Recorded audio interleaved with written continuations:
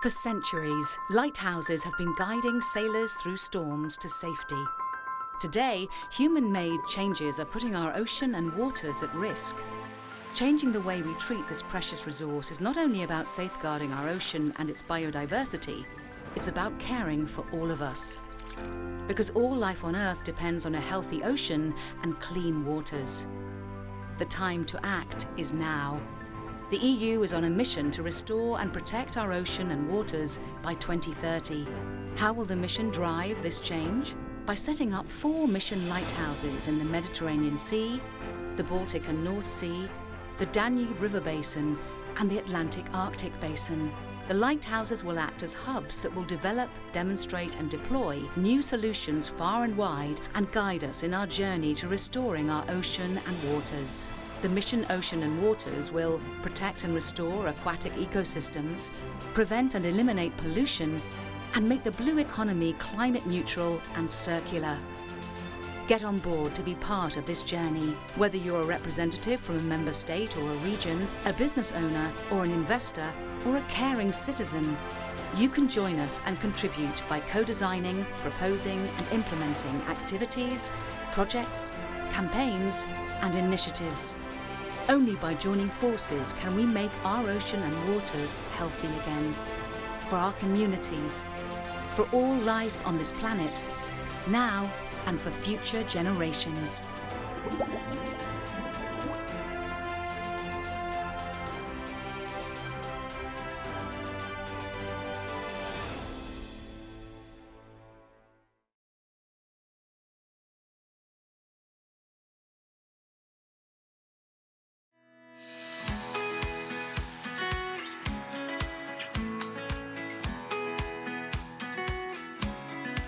The city's mission means to me the one-time opportunity that we come together from all across Europe and embark in a very ambitious mission that will effectively pave the way for other cities and for other parts of the world towards climate neutrality by 2050. For me, the purpose of the city's mission is to accelerate this transition to climate neutrality and to use that momentum, that inspiration, to help all cities in the European Union become climate neutral by 2050. It's a great opportunity to improve the quality of life of our citizens, to have better jobs, and to have a better health in our city and everywhere in Europe. Because in the end, our missions, it's about health, jobs, quality of life. The first, definitely, it's a mindset towards the future. The second is people, engagement and commitment. And then the third is taking the modern technology, green tech, deep tech in active use for societal innovation.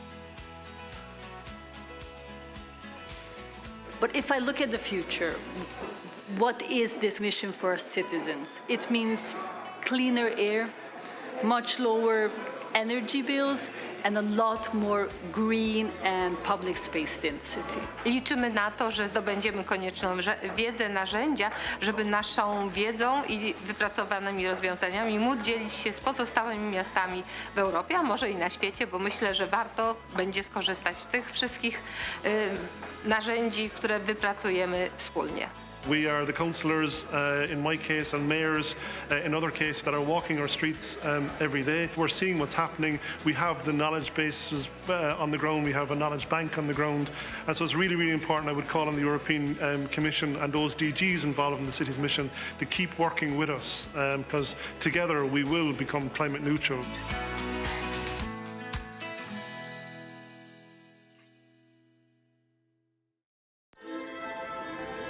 There's something I want to tell you. It's important. It's about something invisible that truly touches all our lives. It's all around us, yet quite often we do not notice it enough, or only when it disappears, when it's too late. It's a very unique place, a place where everyone is welcome, no matter the team you support, or the clothes you wear. place where you can speak freely without going to jail. A place where you don't die for a strand of hair. A place where the future isn't in only one man's hands. Where you can kiss whoever you want. Where we can feel safe and take care of each other. And where our kids would want to live too. A place where we unite against adversity and decide on our future together. It's a precious place. It's called democracy. Together, let's keep it strong. Join together.eu for democracy.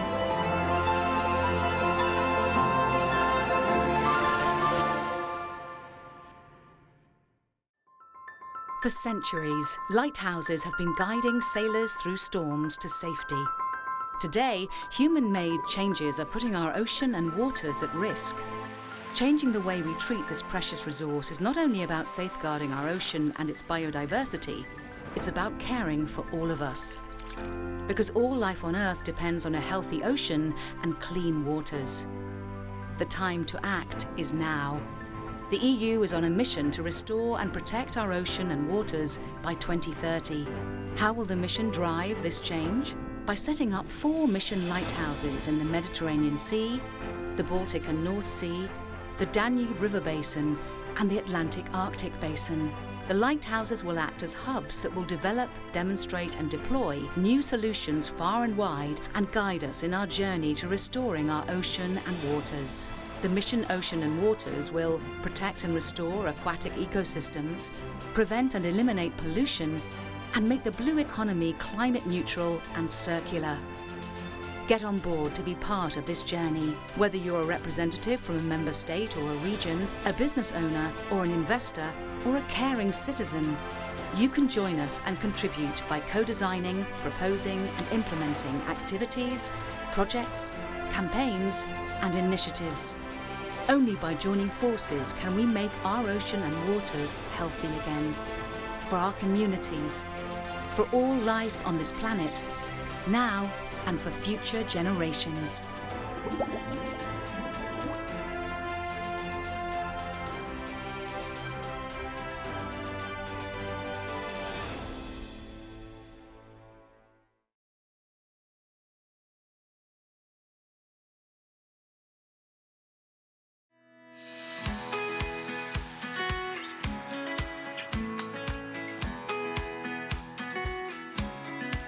The city's mission means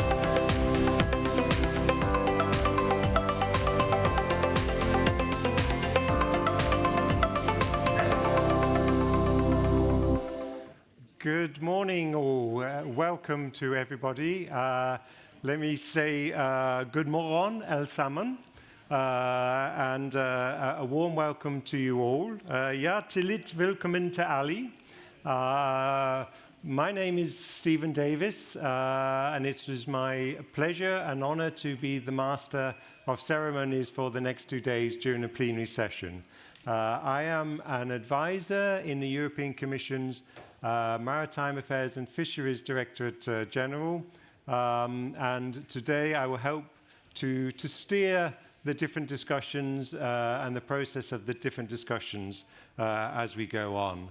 Now, before we move on to the official opening, some housekeeping that I have to do. Don't worry, it's not like in an airplane where I go through the motions. Just some information for you. So the plenary sessions are all going to be web streamed. So a warm welcome also to those who are watching us online. I don't know how many at the moment are doing so. So that's been done. The sessions, as you can tell from the language I'm speaking now and my poor attempt at Danish, all the sessions will be in English, but I hope you can all understand that well enough. Let me also introduce you to, sitting here, Fanny Didou. Fanny Didou is a graphic recorder. So during the various discussions, Fanny will be frantically drawing on her iPad and getting some impressions of the discussions that are going on. don't worry, those that she draws, she will choose the nice side of you and present you in a nice way, I'm told. And at the end of each session, we will quickly show a snapshot in a graphical way of that particular discussion as well. So we know the style of Fanny, but we don't know what's coming out, of course, because that will be a result of the discussion. So this will be a discovery for all of us, I think. We have, if you've not done it already and you need it, there is Wi-Fi, of course, available throughout the building. And if you are using social media, and I know some of you already are, which is great, so fully encourage you to do that. And please use the hashtag EMD2024 to promote the event as well. And as you see, the room is already full. We've not been able to accommodate everyone, but if you're listening outside, or there are listening rooms in this building as well, if some of the other plenary sessions are also full. So that's some housekeeping information for you. So let's now turn to the official opening speeches. And first, I would like to start with a video message from Commissioner Virginijus Sinkevicius, who is the current Commissioner for Environment, Ocean and Fisheries. So, Maestro, the video, please. Good morning to you all in Svendborg, and welcome to this year's European Maritime Day. I am sorry that I can't join you in person. This is regrettable for at least two reasons. Firstly, because the EMD is a place where Europeans come together. Now, as we approach the EU elections, the importance of this should not be underestimated. Secondly, because this is the last EMD of my mandate, a mandate during which we faced many obstacles: Brexit, the pandemic, Russia's war of aggression against Ukraine. Yet, despite everything, we pushed on. We never stopped working, and we managed to deliver impressive policies and initiatives that bring us closer to the goals of the European Green Deal.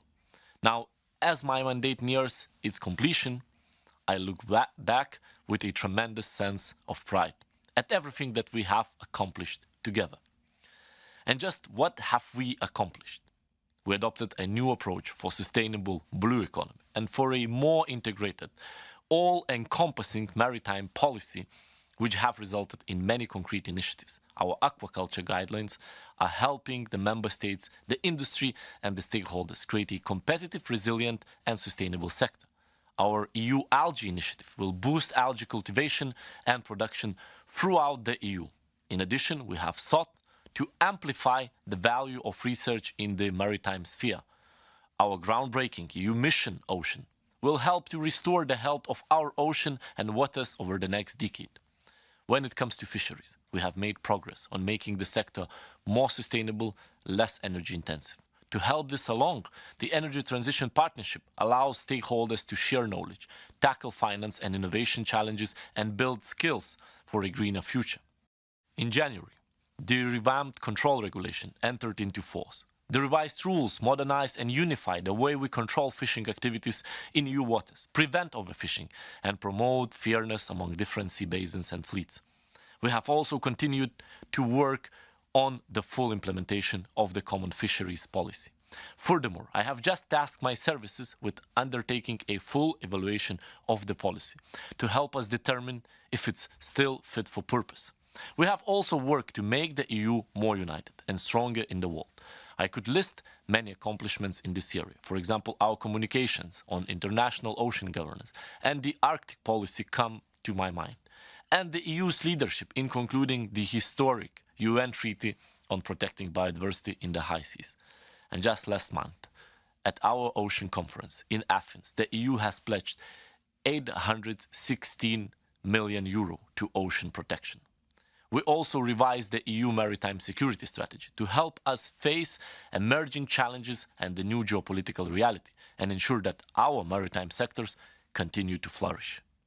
All of these efforts, of course, require funding. Our Blue Invest initiative has helped hundreds of young companies go from an idea to a marketable product or service and thrive.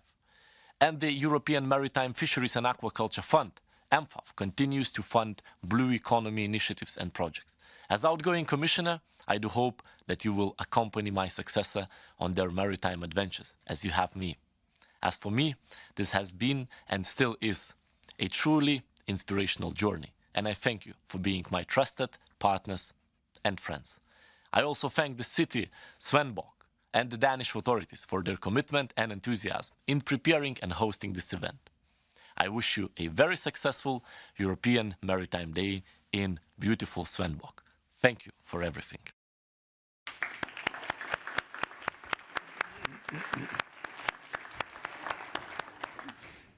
Even though I work in the field, when you see the achievements listed off like that, I can't fail to be impressed by how much we've done, not only at the Commission, but also working with all our constituents and stakeholders as well.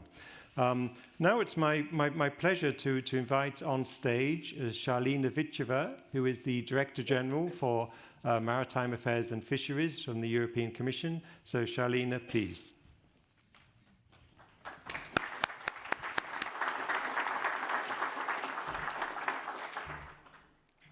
Thank you very much, Stephen. Good morning to everyone. I'm really happy to be here, dear Mayor, dear Bo, dear guests, dear friends. It is not a pleasure only, it is also an honor to be in this very beautiful setting. And we experienced yesterday the beauty of the wider place that we are welcome today. And to be honest, I'm not anymore at all surprised that this city was nominated City of the Year. It's really a gem that everybody can appreciate. And I have to say that I envy also the students of CIMAC, because it's such a nice place where you can be taught, or where you can absorb knowledge also about the seas and the ocean. So thank you very much, Denmark. Thank you very much, Svendborg, for welcoming us today. Tak. Let me continue from where our commissioner left us. He was speaking a lot about achievements, and indeed, I will start by thanking also my colleagues, our team in DG Mare, that did all this job together with all of you, our stakeholders. It was a very rich journey of doing things for the good of oceans, of ocean, seas, and the coastal communities. It is clear that our commissioner is not here because he's campaigning. He's running for the European Parliament. And of course, 1 week before, a bit more, the elections, it is really the most impactful period in any elections. So we can be, yeah, it's a good excuse. We accept the excuse of the commissioner. But that also speaks of the very important period in which we are. So it's a dividing period. It's a period when we come out from one mandate to another, when we change institutions. One parliament is going out, another parliament is coming in. We will have a new college of commissioners, a new president, or the same president in a new mandate. So you can imagine that in DG Mare we are all fully engaged into the designing process, into suggesting and shaping what type of priorities we are going to work on in the next mandate. But that doesn't stop us from our day-to-day work. And because I can't share more about the strategic priorities, because we have to wait, the decision is to come, so I'm going to concentrate on what we are doing now. So the Commissioner was telling a bit of where we are in terms of achievements, and I will give you a very short snapshot of what our efforts are concentrated on at this moment. And of course, resilience is at the center of everything we are doing. We want to increase the resilience of the maritime sector, which goes via reducing the climate impact, the climate footprint of the blue economy and maritime sector in general. And this goes via helping to switch to a cleaner energy source for our maritime economy. we certainly want to involve and engage fully with the local authorities, because you are the best to know what works best in your constituencies. So the Commissioner mentioned about the Energy Transition Partnership. It is making very good progress. And recently we published a guide, because whenever we talk about development, immediately the first question I get is funding, investment support. So we published a guide quite recently on the funding opportunities, because you know that the European Union has a huge array of funding opportunities, but having a huge array is not always easy to navigate. So that's why this guide, we hope, will be very helpful for the ones that are on the ground and need this investment support. This is also a way to show how we can leverage more successfully private funding, because only with public funding it is not only impossible, but also it's not sustainable to develop our sector. Then we started with some very important pilot projects that are still in validity with their deadline. So the pilot project that we published recently will expire, the call will expire on the 11th of June. So the ones that are interested can still go on our website. It is about a fishing vessel that will try retrofitting methods. And it is of the value of 2.2 million. Then we are fully engaged in the drafting of our common roadmap for energy transition, which we hope to be ready probably the beginning of next year, because we might have beautiful objectives, but in order to reach them, we really have to plan our efforts, and we have to see what is the feasible pathway to achieve these objectives. So this common roadmap we are working on very hard with all of you, and the idea behind the biggest objective there is to reach the neutrality of the maritime sector, climate neutrality, carbon neutrality by 2050, and to really get free of the fossil fuel dependence that actually makes the sector very vulnerable, and we saw it during the Ukraine crisis. Then, another thing that is very much in our focus, and there is an event that comes very close, and I will invite you all to follow it very closely, the EU Digital Twin of the Ocean. This is one of our landmark or ocean mark projects that put into really quintessence our belief that ocean knowledge is the best starting point, not only for preservation of the ocean, but also for any economic activity we would like to develop there. So on the 13th of June, in Brussels, we will have a demonstration of the prototype of the co-infrastructure of the European Union digital twin of the ocean. It will be such a powerful tool, because it is not only going to concentrate all the available knowledge. You can imagine the huge amount of data that it can accommodate, but also it will have all the capabilities, analytical capabilities, whether modeling or others, that will be able to simulate the functionalities in the real ocean, and it will be the huge simulator of possible futures that will guide us in our policies. So knowledge, knowledge, knowledge. Without that, we can't be systematic in the things we are doing. This will help us to be sustainable in the blue economy. It will help us to manage the ocean properly if we are so unhumble to claim that we can manage the ocean. Then we have another third element of progress which is very important. We have two more interregional partnerships, one on smart circular aquaculture and one on sustainable blue bioeconomy. These are two very important sectors because of their potential for the future. They are maritime sectors, and they can go really exponentially in their development. We would like also to strengthen our existing partnership on offshore renewable energies, because we know that without this, we will not be able to reach the carbon neutrality we are aiming at. And we would like also to strengthen our innovation ecosystems. Of course, I have to mention here the European Blue Forum. We started it last year, but tomorrow we're going to have the second session, and of course, between the first and the second session, a lot of work has been done. Many thanks to everyone engaged. I had the pleasure to open this forum last year in Brest, and now we see so much work that has been going on. I've heard also a lot of positive feedback from the stakeholders, because this forum is for all the stakeholders that have dealings with the ocean and the seas. So we would like to develop synergies, multi-use of the space of the maritime zone, the biggest one in the world, the European one, and we would like to be able systematically to reconcile potentially competing uses of the sea. This year, we have been strengthening also the maritime regional cooperation in all our sea basins. There is no logic if we go individual, locally, or as a member state in the sea basins, because they are by default without borders.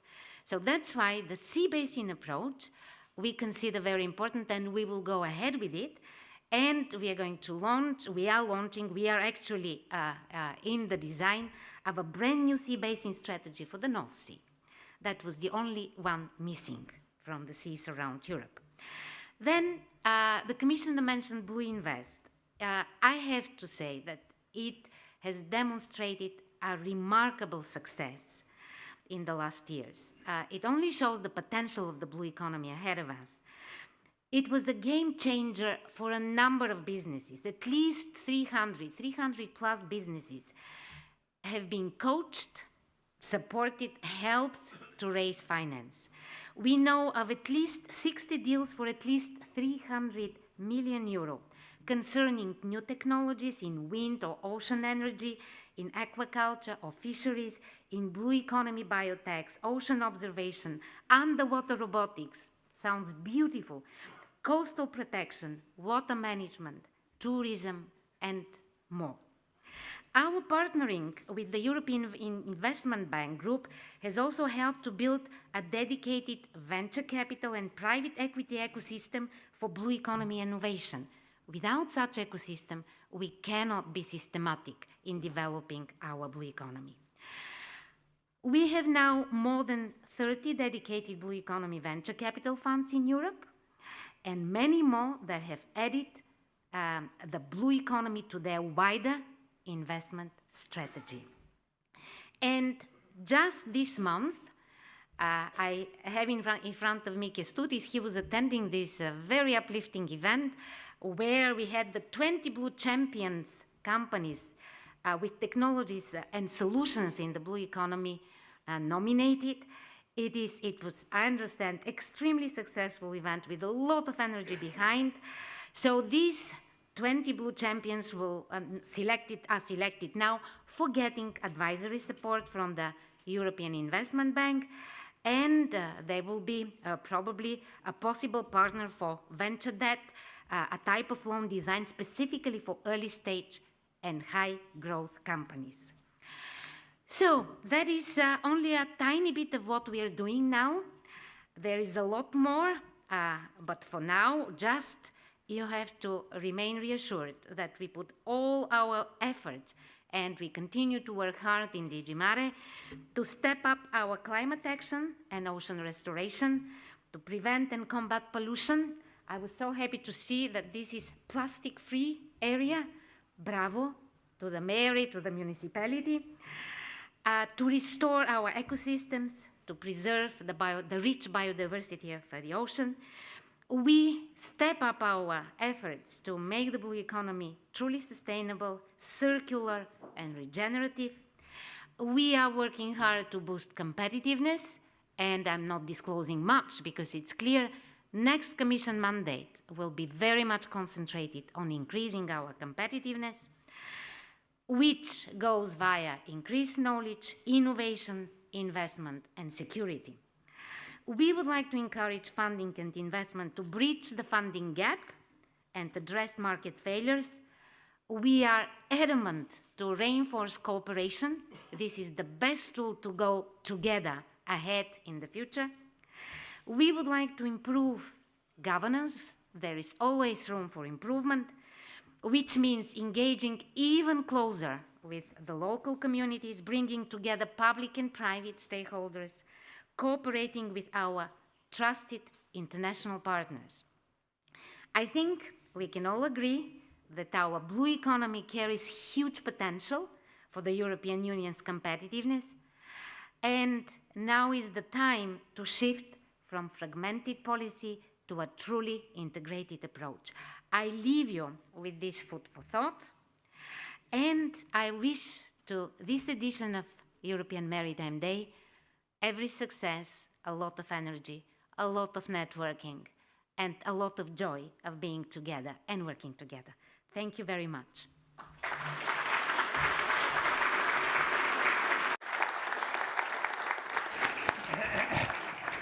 Thank you very, very much, Charlene, for these inspiring remarks. So we're not just resting on our laurels, but you see we are still progressing, a lot of activities that are going on. And I have no doubt that from the many stimulating discussions we will have in the following days, that new ideas will come forward. And in a way, it's a good opportunity to have reflections on what might come in the next college. Of course, we have no idea ourselves what will happen in the next college. This will be a surprise, in inverted commas, to us all. But just to remind you, for the European Blue Forum, this will take place this afternoon at the Hotel Svendborg from 2 p.m. The colleagues tell me that they will even offer coffee from 1:30 p.m. as a slight incentive to go there as well, if you're not already booked to go. So turning now to our wonderful host country and beautiful host city, we now have a video message from Morten Budsgaard, the Danish Minister of Industry, Business and Financial Affairs. So, video, please. Hello, everybody. I'm sorry that I could not be in Svendborg today, but thank you very much for the opportunity to send this message instead. Let me start by saying thank you to the European Commission and the city of Svendborg for the hard work to organize European Maritime Day. Events like these are so important. 2 days about the sustainable blue economy and the challenges ahead. There are plenty of them. A global pandemic and geopolitics have changed the industry. The green transition is more important than ever, and we also need growth. At the same time, we must ensure sustainable use of maritime resources, of coastal tourism, port activities, and maritime transport. The solution is in the headline for today, a sustainable blue economy. We already see damage to our climate and to our oceans. We need to act, but there is also potential. Europe is among the best in the world when it comes to the green transition and innovative green maritime technologies. We've already taken important steps in the right direction. Last summer, the IMO agreed on a historical goal, net zero emissions by the year of 2050. But that is just the first of many steps. The hard part starts now. We need to invest in green solutions, alternative fuels, energy efficiency, offshore wind, and power-to-X. Digital solutions are also promising, as well as energy-saving technologies. European companies are already in the forefront. We need to maintain that. Another promising area is planning for better use of maritime space. This could create economic growth, nature protection, and increase security at sea. In short, a sustainable blue economy is possible, but we need a joint effort. So days like these are more important than ever. Together we can unlock the potentials for a European maritime sector for the future. Thank you so much, everybody, and enjoy your stay in Svendborg. Bye-bye.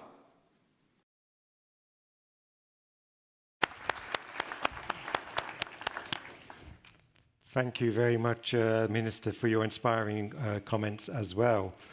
But last, but by no means least in our opening session, it is a great pleasure to invite the Honourable Bo Hansen, Mayor of Svendborg, who is the host for this year's EMD, and I thank him in advance already for booking the fantastic weather and the fantastic view that we have from this plenary session. So, Mr. Hansen, the floor is yours.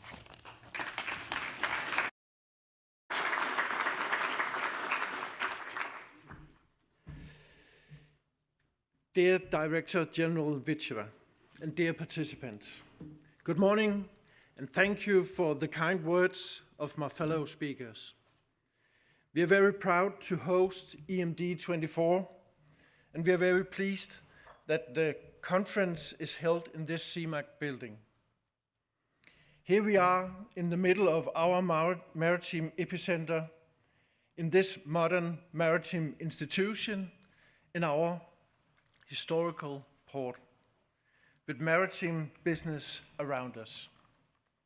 I like the fact that the water outside the building connects Svendborg with all the other EMD host cities, and in fact, with the rest of the world. I think we all agreed about the importance of the ocean. It feeds us. We get raw materials from it, and we transport goods and people on it. But things are changing. Climate change with rising sea levels threatens life along our coast. The ocean biodiversity is threatened. Locally, we suffer a lot from oxygen depletion. The ocean urgently needs our help, especially your help.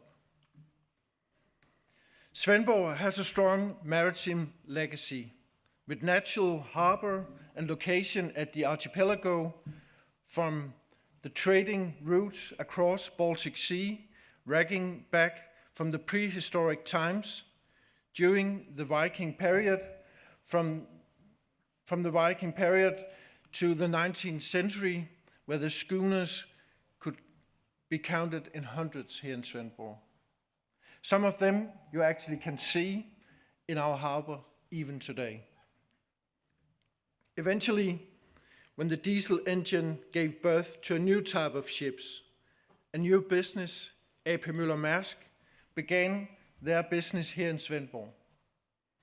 Today, Mærsk is a large international business.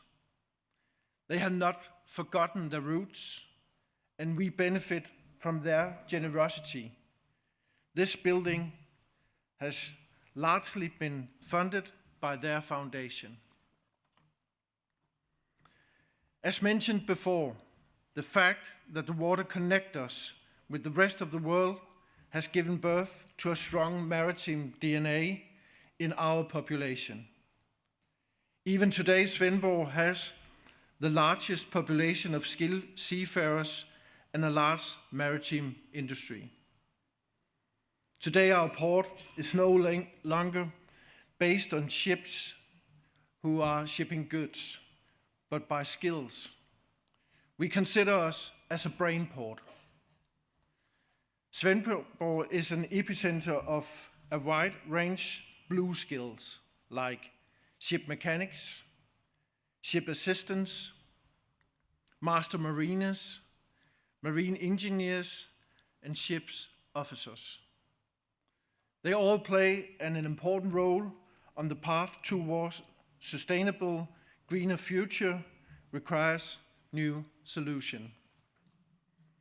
Svendborg is a part of next-gen robotics that marks exciting, strong position in robots, drones, and the maritime industry to create new solutions that support and accelerate the maritime industry to green solutions.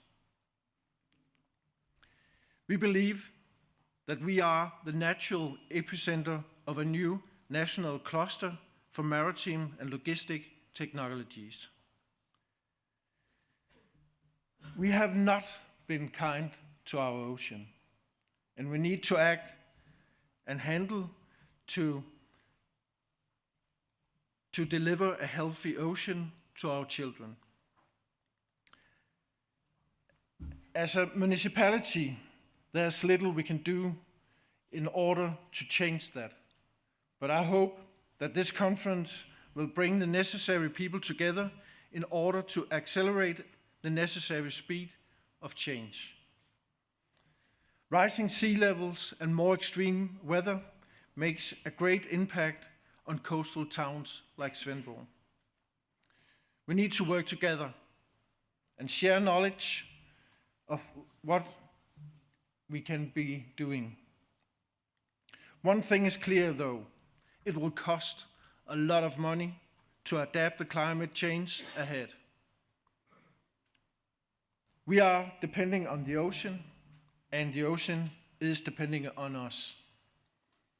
We need to act together. Like the ocean connects us, I hope this conference will connect the participants. I wish you all a good conference, and I hope you will enjoy Svendborg. Thank you.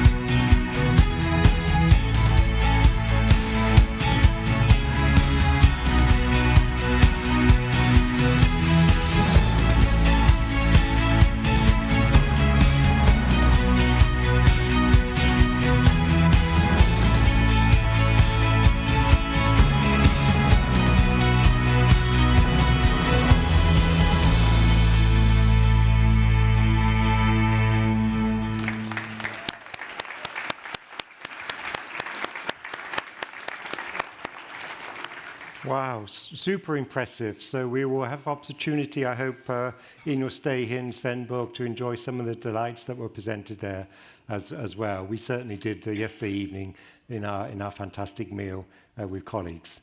So that's almost the end of the opening session. As I mentioned at the beginning, we have a graphic recorder. So the first reveal is now. So if we can now show... Voila, isn't that impressive?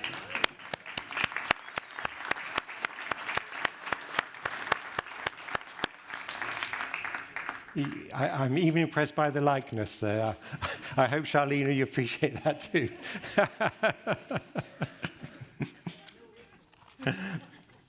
Great. Many, many thanks, Fanny. Super job. So that brings the end of the opening session. Many, many thanks to our speakers, both here and they were kind enough to do a video message. Please stay in your seats. We will now transition to the next session.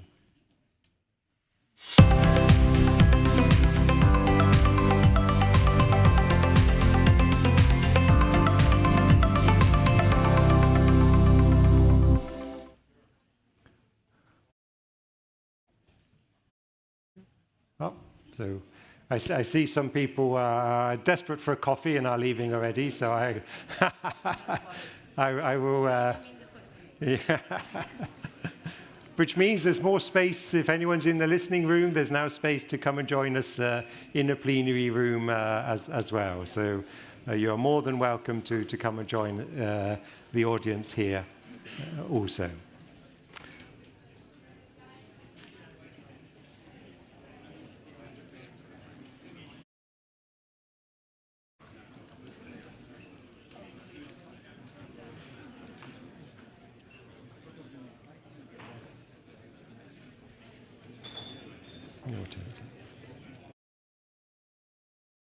Okay, I think whilst people sidle out, let's press on.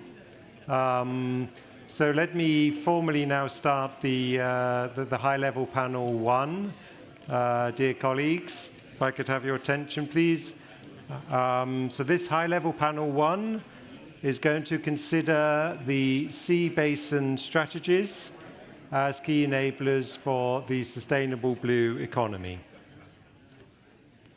And the distinguished high-level panelists are going to reflect on sea basin strategies which have contributed to the EU's sustainable blue economy so far, plus look ahead to the challenges so far. So it will be in two parts. There will be a reflective part, and then looking forward to the challenges and future prospects as well.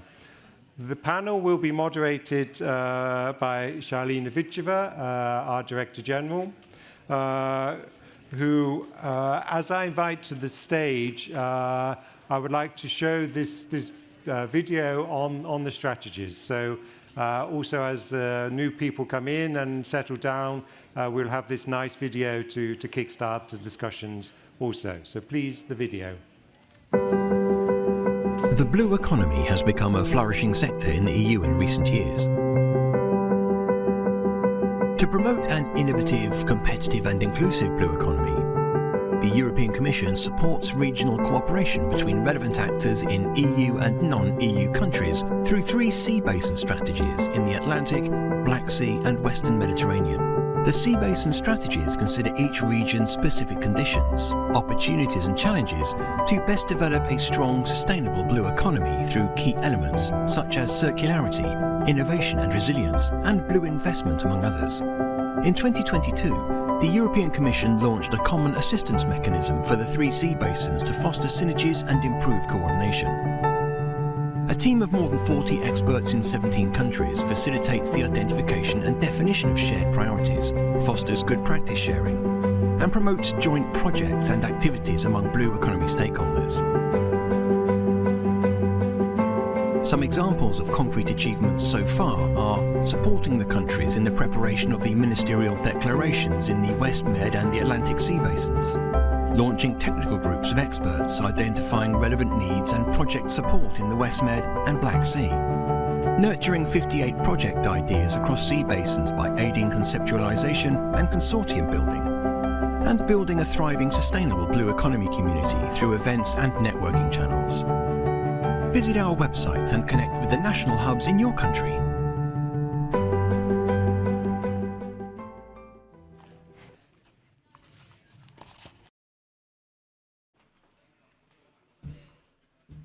Good morning again. It's always stronger message when it's visualized, so it structured our panel very well. Warm welcome to everyone to the first plenary session that we have on our program. It is dedicated to sea basin strategies. And I'm really happy to introduce our very distinguished panelists for today. So I invite them on stage. So we start with Andreas Nordseth. Please join us, Director General of the Danish Maritime Authority. And Andreas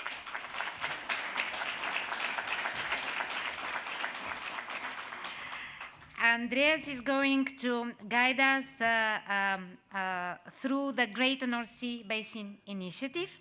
Then we have the Director General for Maritime Affairs, Fisheries and Aquaculture of France, Eric Banel.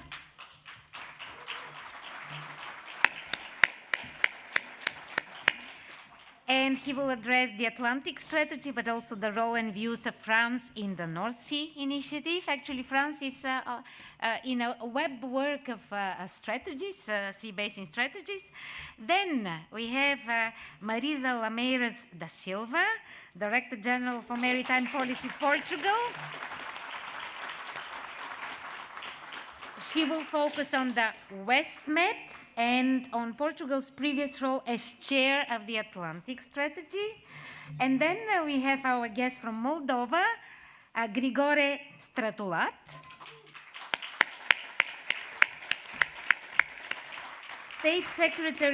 State Secretary in the Moldova's Ministry for Environment, and he's going to address to us the achievements of the Common Maritime Agenda for the Black Sea and the plans of Moldova as the chair of this Common Maritime Agenda for 2024. So, dear panelists, together we have achieved a lot, and we are now having a mature stage to discuss about our sea basin strategies. I will start with the 2021 approach for sustainable blue economy that we launched as European Commission in 2021. That was a communication that is still our guiding light in how to approach the topic. The sea basin strategies have helped with being strategic, but not only having a vision, but also going to very concrete joint projects. Probably to start with the WestMed initiative, it set up several technical groups already on sustainable aquaculture, on green shipping, and most recently, sustainable tourism. This allows for a very active dialogue and exchange of views of everybody that is part of the sea basin. And as I've said, concrete projects are in the pipeline.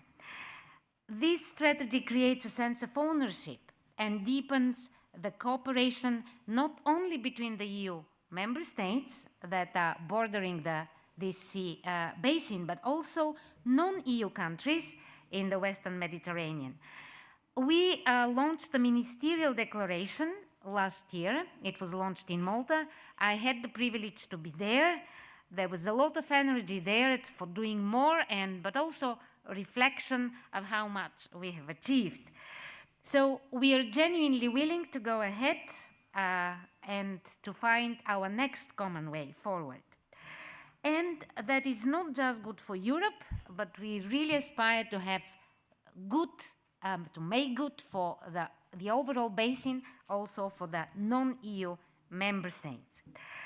Last year, we also produced a new ministerial declaration for the Atlantic strategy, which was centered around decarbonization, offshore renewable energy, and more. The EU Atlantic countries are working for another objective of ours, the energy transition in the maritime sector, by increasing knowledge and by developing innovative technologies for vessels and port infrastructure. And of course, they bring us closer to the goals of the European Green Deal. I was really happy to hear from, not only from our political masters, but also from the mayor of Svendborg, that the Green Deal is there and it is our guiding strategy to be sustainable.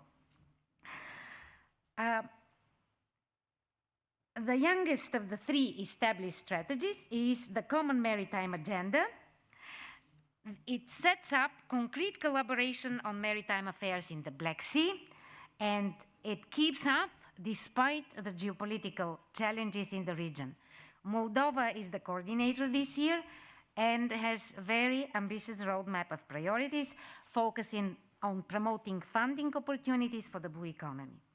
Much effort has been put in promoting investments in innovative and high-tech startups, also in collaboration with Blue Invest Initiative.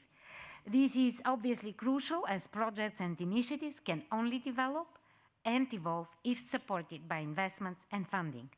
And I experienced myself last time when we had the annual meeting of the Common Maritime Agenda for the Black Sea. It was in Bucharest because Romania was the previous chair. And we had for the first time a joint event of the Common Maritime Agenda and Blue Invest, and it turned out to be extremely successful. So I'm looking forward to the same combination this year. We had a number of challenges. They were outlined also by my commissioner. I have to admit that in 2020, when I joined DG Mar, I had to jump immediately into Brexit negotiations. It still impacts, especially our northern maritime zone, but also the pandemic, the war in Ukraine. But these challenges actually didn't stop us working. There is so much to report in terms of achievements, and not only. I think that we managed to scale up to a new level of maturity, and this is what we are going to see today with our distinguished panelists, and that actually brought the way forward to the newest one, the Greater North Sea Basin Initiative. I am fully supportive personally, but also the European Commission. We've been working together with the member states that initiated, that was France and the Netherlands, but now many more EU member states are part of it. We have the UK and Norway that are aspiring to be part of it. That is a signal of success. I believe it may well become a corner piece of our blue economy puzzle in the northern part of our maritime zone. But enough from me. Now we turn to our distinguished panelists, and I'm joining them down there at the table. So, dear colleagues, my first question will be how you see the achievements, and probably for the newest one, aspirations for the future. And probably I will start with Eric. You can choose how you can line up the achievements, because as I said, France is really a major stakeholder of many of these strategies. So Eric, go ahead. Thanks a lot, Charlina, and hello everybody. So France is a member of 3 of these initiatives, not yet a member of the Black Sea one, you never know. The first asset of these sea basin initiatives, and the first and the big one, is to create a platform of cooperation to build trust between stakeholders. And so I would say that it's the beginning, to create a platform of dialogue and trust, to be able to share good practices, to be able to speak and to organize dialogue with each other, and to, of course, carry on projects together.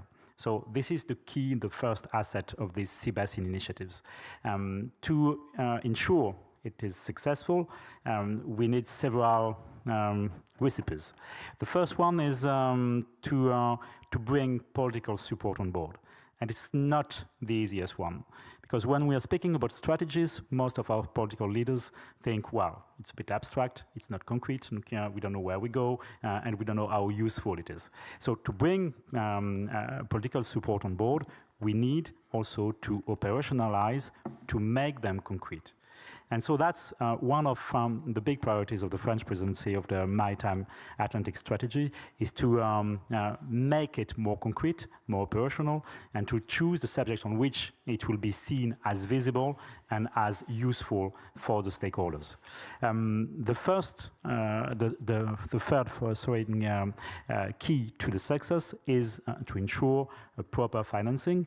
And on this, we rely a lot on the European Commission, but we need also to organize the different funds available and to make them available for the stakeholders. So to orientate and to make it also useful for the different stakeholders, for the collectivities, for the territorial actors.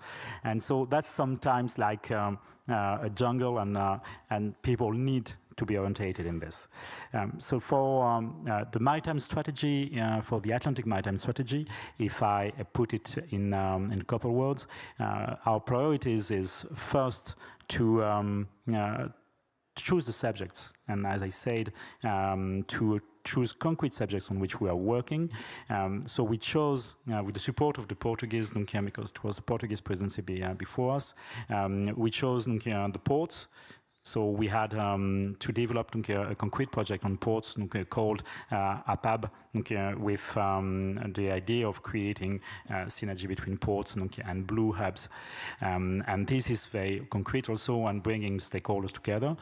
The second example I will give is blue skills, and blue skills on emerging sectors, because we could see that there was a strong need on this. And so this was also what we call this MATES project, which developed with our counterparts. So first, making this concrete, operationalizing. So we are doing it as part of the French presidency agenda. The second thing is to bring stakeholders together and to do it on a bottom-up and transversal basis. So we will organize a big event in Bordeaux in November, bringing up all the stakeholders and all the local authorities, and we will invite also the other initiatives, GNSBI, we will invite also WestMed, and we will invite also the Black Sea. And I guess it will be also very important to share all this with the different initiatives. And through this, we want also, and beyond the stakeholders, to develop synergies and cooperation between the different initiatives. And again, it's not only to be able to organize dialogue between them, it's to choose the subjects on which we will identify really close cooperation. And we do it actually right now with WestMed, and we are doing it on decarbonization. So this is also a concrete example on which we identify the need from the stakeholders and from the local authorities to work together and on a cross-sectorial approach. And then to finish on this, we want also to, because we've got sea basin approach, to bring on board the ones that are left aside right now. And if I look at the Atlantic Maritime Strategy, I'm looking at the UK, or towards the UK. And so we are looking to them and we are trying to bring them again on board, because they were on board and they left. With Charlie now we have a lot of experience about Brexit.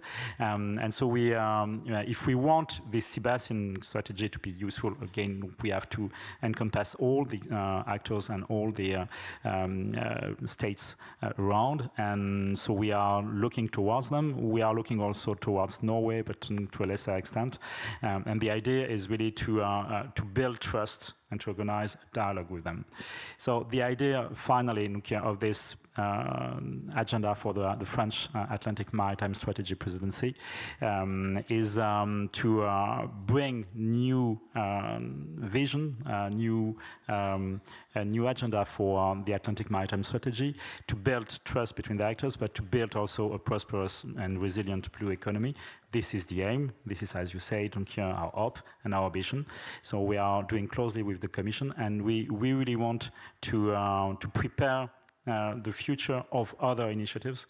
And what we are doing with GNSBI is also a good example of what we are doing elsewhere and beyond what exists today. Thank you very much, Eric. I really noted down this huge event that you're preparing for Bordeaux. It is essential that not only that we work together within a basin, but also to share practices and good practices and experiences across sea basins. Excellent initiative. Next on the achievements and aspirations will be Marisa. So what are you going to share with us, Marisa? Hello, good morning to everyone.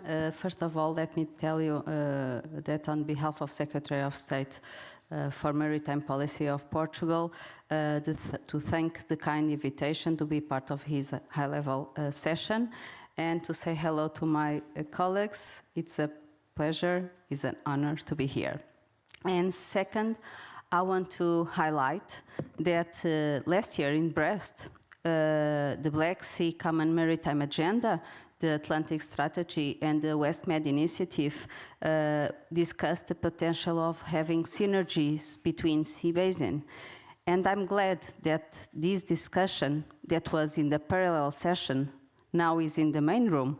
So this is something, this means something. This means that we are creating strategies for the sea basins, and we are making some goals and some objectives that is important for each sea basin. So currently, Portugal is the co-president of the West Med Initiative. I don't know if everyone knows, but this is an initiative that is the goal of unlock the potential of the blue economy. And we have 10 countries, 5 from Europe, Portugal, Spain, Italy, Malta, and France, and 5 from the north of Africa, Mauritania, Morocco, Algeria, Tunisia, and Libya. So it was launched in 2017, and with, like I said, the goal of unlock the potential of the blue economy. This brings bridge between the north of Europe and the south of Africa. And the objective is to put all the Mediterranean regions and countries to work together and to have regional cooperation as a pilot to the whole sea basin. So currently, the West Med Initiative supports a lot of projects and also connect all the partners and stakeholders. We have more than 100 project ideas from different stakeholders, and we have support more than 40 projects that have been approved and funded from different kind of mechanisms, and more than 55 million euros. From my perspective, the collaboration is the main instrument that we have here, and to engage different actors in these different players. But we have to highlight another thing, the clusters. This is a good practice. So the countries, the European countries already have clusters, maritime clusters, and this is a model that works. And the good news, this model is being replicated to other countries. Right now, we know that Tunisia and Algeria have blue economy clusters, and Libya is exploring right now the opportunity to also have this, and we are working also with different countries to help them to create these blue economy countries, and also Morocco is working on this kind of model.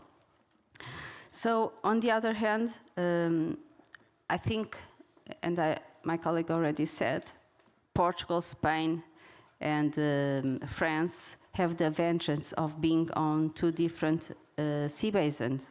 And this is advantage because we can speak more how can we put these sea basin strategies working in a more collaborative way. So this is a really advantage, and we are taking advantage of these advantages. I'm sorry.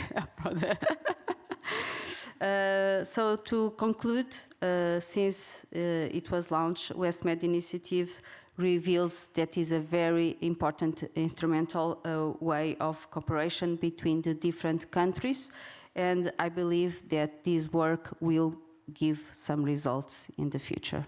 Thank you. Thank you very much.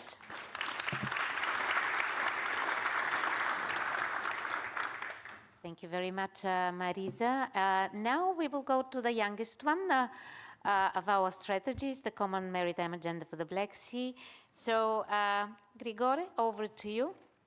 Also to share some plans of what we're going to see in 2024. I'll try to do my best. Thank you, dear friends. First of all, I would like to thank the organizers for promoting me to the Ministry for Environment, which is really a pleasure. I left the State Secretary in Moldova, and here I'm a minister already. Don't mention it to my colleagues at home, because I don't know what makes me there. Thanks a lot. And I'm honored to represent here the Common Maritime Agenda. So I think we are the only country representing sea basin strategies that are landlocked. So yeah, that's special about Moldova. But I'm honored to represent Common Maritime Agenda. I'm honored to represent EU member countries who are members of the CMA. I'm honored to represent candidate countries. And I think this makes Common Maritime Agenda for the Black Sea interesting because it brings together countries that are sharing the same sense of community, collaboration, and shared purpose. And I would like to mention, of course, Romania, Ukraine, Bulgaria, Turkey, Georgia. Nevertheless, Black Sea is also shared by Russian Federation. Nevertheless, in response to Russia's unprovoked and unjustified military aggression against Ukraine, the participation of the Russian Federation in the CMA has been suspended, as well as all forms of cooperation at regional and national level with Russian stakeholders. I do hope for Ukraine, because hoping for Ukraine is hoping for Moldova as well, is hoping for the Common Maritime Agenda. Thank you.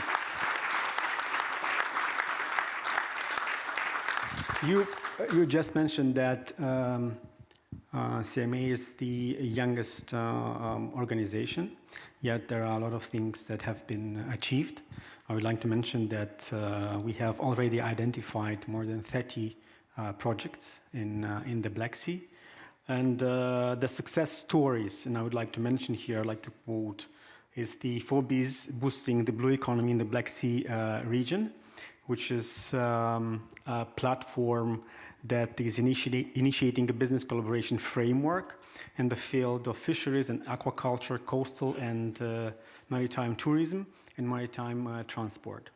I would like to mention here ISOL-MET, Innovative Soft Skills to Maritime Education and Training, which is a project designed to bridge the gap between soft skills and competences required for the workforce in the shipping industry sector. And as well, I would like to mention DBAN, Nurturing a Sustainable and Digitalized Blue Economy in the Black Sea region. DBAN is a network that seeks to enable the development of competitive, innovative, and sustainable blue economy in the region.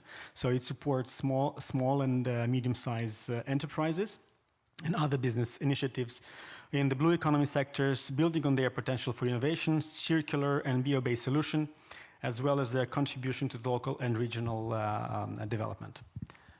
For 2024, we have put together, I believe, a solid yet challenging agenda, and the tasks or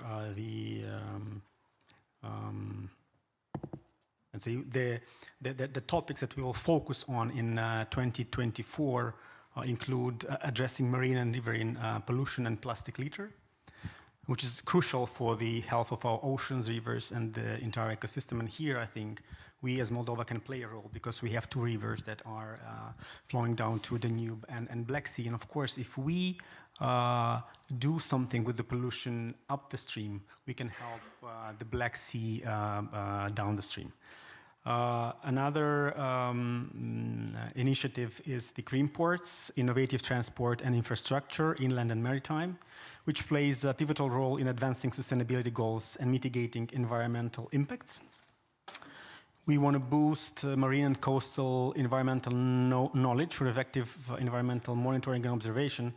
And of course, which is very important, which comes across all the sectors, is you also mentioned the improve access to financial resources, funding opportunities, and promote sustainable investment in the blue economy, because whatever activities you do, you need money, you need funds, you need people to know about it, and it's better to bring them all together for accessing the finances to support and finance what we really need in this sustainable, creating blue economy, climate change agenda, etc.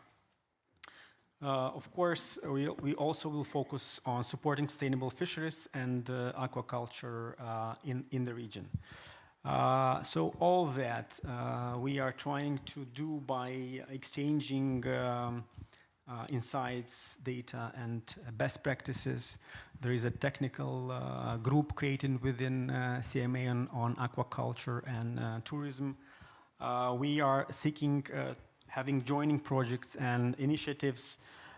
We look at participating in multilateral platforms and forums, collaborations with other sea basin strategies, and of course, with all the stakeholders from the neighboring maritime regions.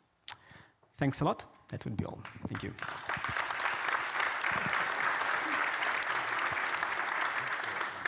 Thank you very much. And now we go back to our hosts. So, Andres, how do you see the newest or the newly born or to be born? So I don't know how to qualify the initiative. Yeah, so if that was the youngest one, I will be the baby. Then, so, okay. Yes, so yeah. Andres, over to you. Thank you very much. And first of all, as one of the co-hosts, a big warm welcome to everyone, and thank you for coming here, and thank you to the Commission and also especially the city of Svendborg for hosting. And I think also we should give a very big thank you to CMARC in this magnificent Maritime Academy, and I think you should give them a hand because they work very hard to facilitate it.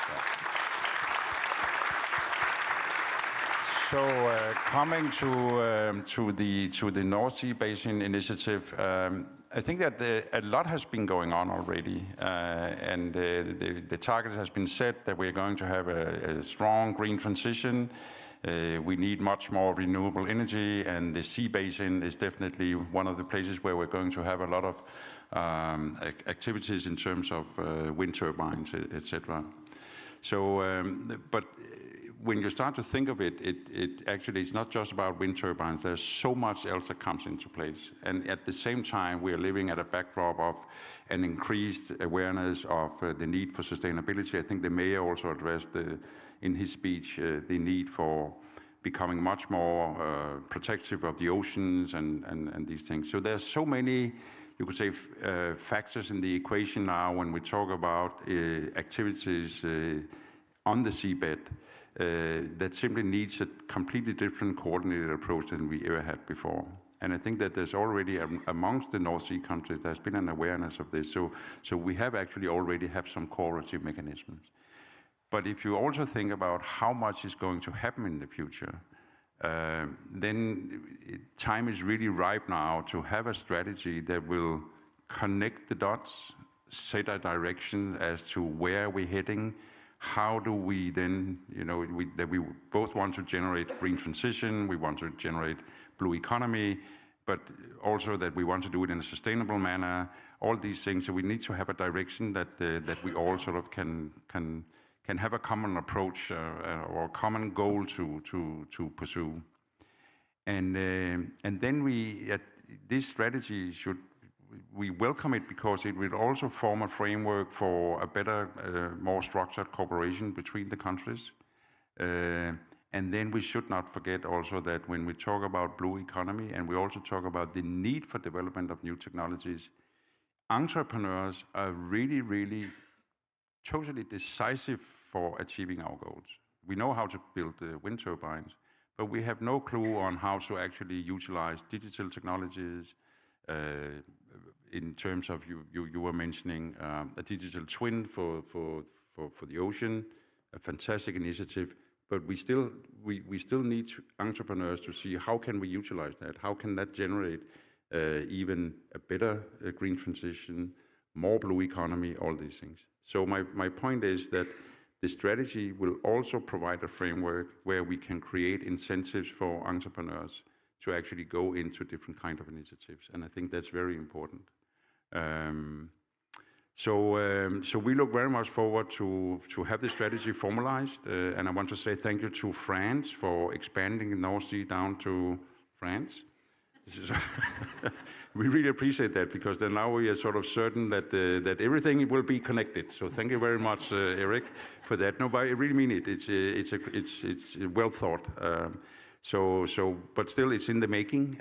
But I'm quite sure that we will, with this North Sea Basin Initiative, we will have a platform that will connect the dots, set a direction, and create a framework for cooperation. and creating incentives for entrepreneurs to develop the needed technology for the future.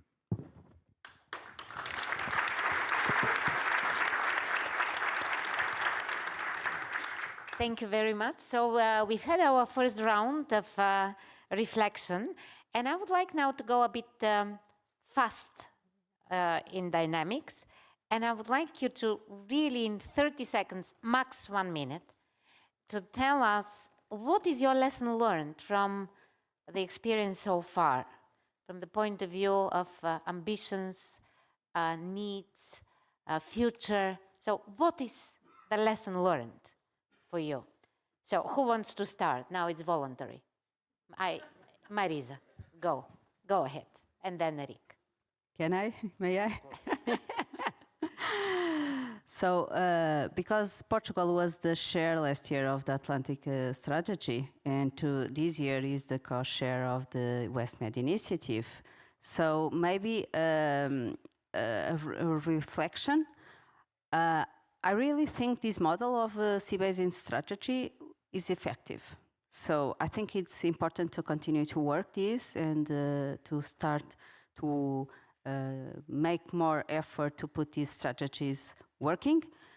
But I also think that we need to work between different sea basins together. We need collaboration, and we need to make more synergies so that the big picture makes sense. I don't know if it's something, really think that we need to put every sea basins working together to have these dots connect.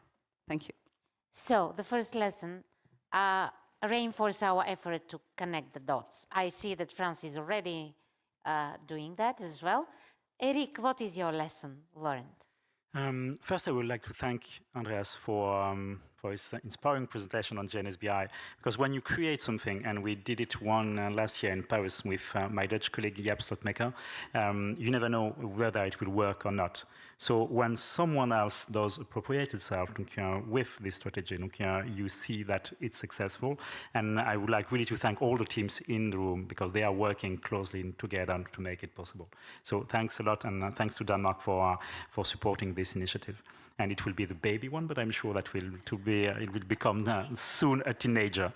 Well, what I can see is that if I take the example of GNSBI, something you take for granted. For example, we organized 1 month ago a meeting between the 3 DGs of each country, which is quite tricky to organize, with DG Environment, DG Energy, and DG Fisheries, to have a full-scale exercise on marine spatial planning. You know, marine spatial planning is key in what we are doing. Why? Because we need to organize at sea our own activities and how the protection of the ocean are organized and can collaborate or cohabitate. And so marine spatial planning is for us really obvious. But when you gather ministers or DGs together, you may think that they integrate marine spatial planning from the beginning, but not at all. DG Energies are filling the sea with wind farms everywhere, DG Fisheries with fisheries everywhere, and of course DG Protection want to protect every kind of spaces or area at sea. And so it takes time to bring all this together and to make it true and real, to make it possible for organizing all this at sea. So marine spatial planning is a good practice that we all share, whatever the sea basin is, and we still have to work on that, and we still have to create a common culture behind that. Thank you very much. So it's again connecting the dots, but having the impossible aspiration to bring silo departments working together. So that's not easy, never easy at any level, but we are bound to do it. So the ocean becomes smaller and smaller, so we have to take it serious. Who is next? Yeah. So go ahead. One of the lessons learned is don't start a war against your neighbor, because you're gonna be kicked out of CMA. That's the first thing. That's another thing. What I would like to say is that lesson learned: we need to learn fast. We need to be better result oriented, because it will bring us more, let's say, attention, and it will bring us credibility. Thank you. Thanks a lot. Indeed, being concrete, this is not only a must of our political masters, because Eric was describing it very nicely. Our political masters are very pragmatic. If there is nothing to report, there is no result at the end visible, then they simply abandon. So concreteness, project-based, result-oriented. And Andreas, the last lesson learned? Well, we don't have any lessons learned on the North Sea Basin strategy yet, but we will have that. But I will say we have some lessons learned already when we're talking about activities on the ocean bed. And I think Eric was mentioning it, the maritime spatial planning plus is really, really important. And I have no doubt that we need to coordinate our work, and that also between the different basin strategies. A good example is that we can see now with the activities we're going to have on the Danish west coast in the North Sea, with all the wind power installations. We are going to regulate shipping traffic in a way we've never done before. But you know, that impacts immediately the English Channel, traffic going down to Germany. So we cannot do that in our own sort of bubble. We need to connect with the others. Same going north, we need to speak to Norway. It's just one simple example. And also when you think about different solutions, when we are moving further into creating secure systems to ensure resilience in our different installations on the ocean, nothing works in its own gobble. You cannot just have a national perspective. So I would say the most important thing is to ensure that all the practical solutions, whatever being mechanical, digital, or whatever, regulation, enforcement, whatever we do related to the ocean activities, it has to be very well coordinated with all the neighboring countries, and that actually then includes everybody. Yeah.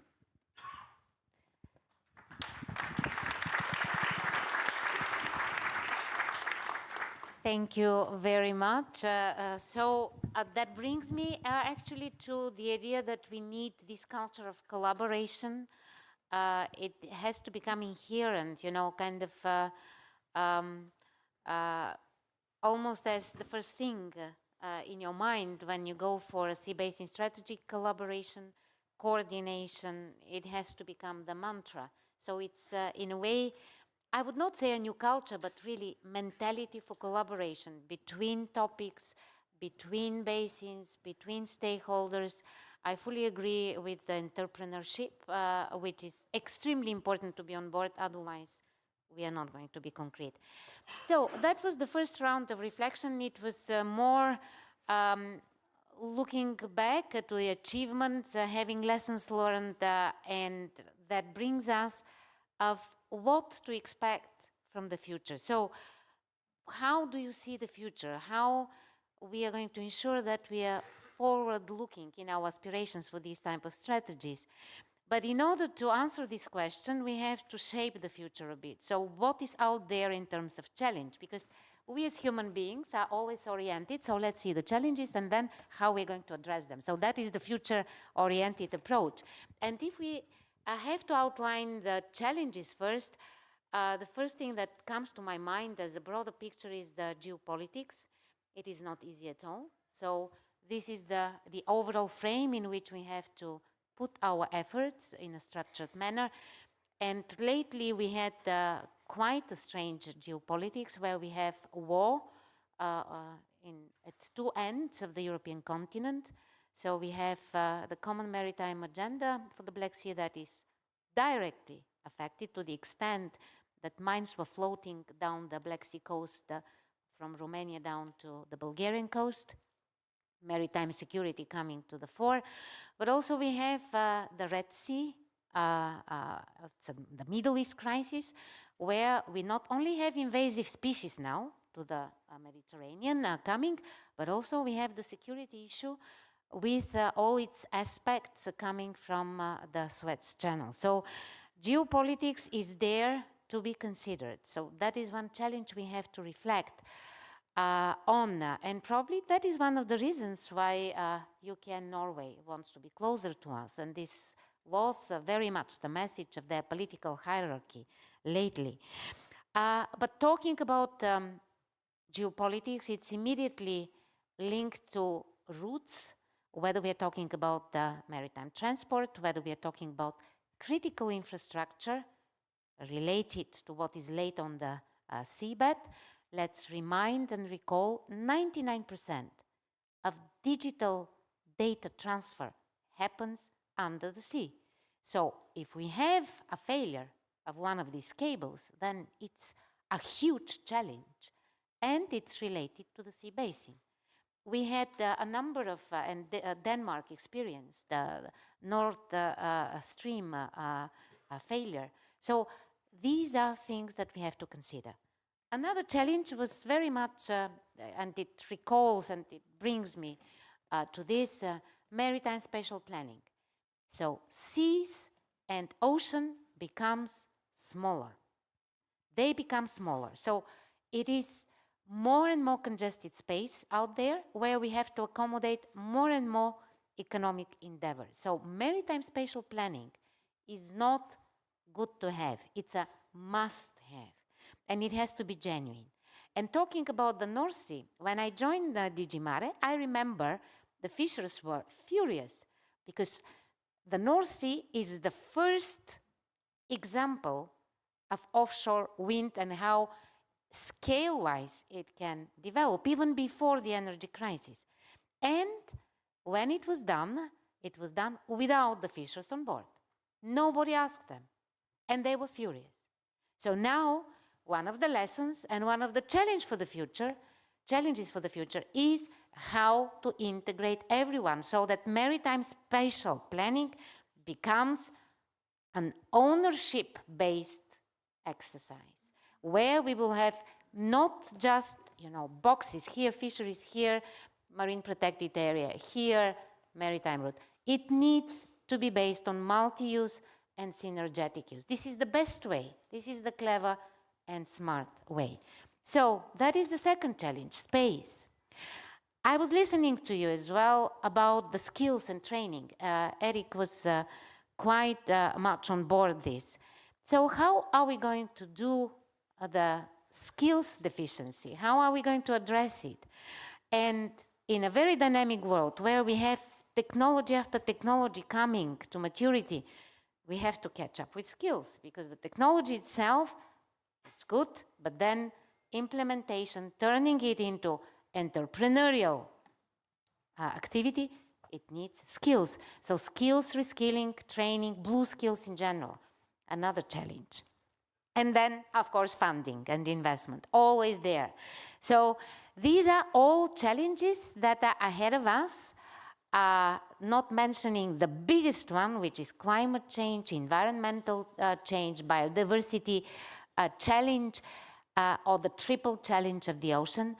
So my next round of questions will be future-oriented, turning around the challenges and how to address them in the various sea basin strategies. Who wants to start on that?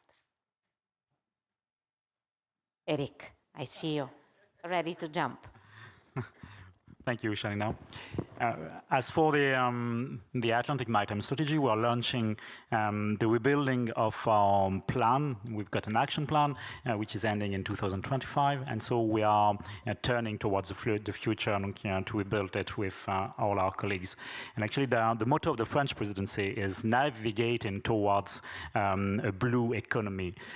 So we want really to have everyone on board, and we want to do it, and that's the reason why we organize this big conference in Bordeaux in November. We want to do it with all the sea basins around us. So even the North Sea, we come to Bordeaux. We could have chosen Dunkirk on the French North Sea, but to build the future, I guess we need light and good wine. So that's two main reasons to go to Bordeaux. So we'll do it with everyone on board, and we will do it with some key aspects. The first one is, as I said, to be as concrete as possible. We are doing it with WestMed right now, and I thank the Portuguese presidency on the carbonization. We are doing with GNSBI and mine spatial planning. Maybe we could work with the Black Sea on aquaculture, because I heard you, and that's not something on which we have to improve our cooperation. But we have also to be present where we are needed in the future. So we have to identify the key sectors on which we could work together. We spoke a bit about renewable energy. I can see that we are needed on this. We have to develop our cooperation on this sector, but also on innovation. Because decarbonization is linked with innovation. The scaling up of innovation is also a key issue for all of us.